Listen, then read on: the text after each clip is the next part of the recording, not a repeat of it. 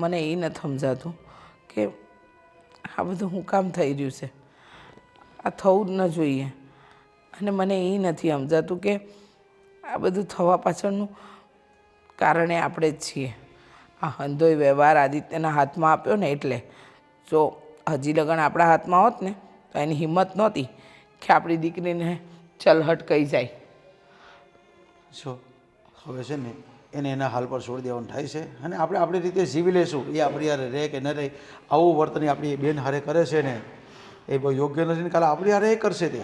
હવે એને બેહાડીને સમજણ પાડી દેવાની ભાઈ. અત્યારે તો મેં એને કેટલું બધું વૈઢો ને કેટલું બધું કીધું ભાઈ ના કર, પણ એના મન પર જરાય અસર નહીં થાય. અને મારે સામે જવાબ આપતો હતો, મારી મનની મરજી, મારે કરવું જ કરવું, તમારે જે કોઈ કરવું મને એમ કે બોલ. કાંઈ વાંધો નહીં. આ તમે નક્કી કર્યું છે ને કે આપણે આપણી દીકરીને હું દેવું, એ જીવતા જીવત જ દઈ દેવું છે.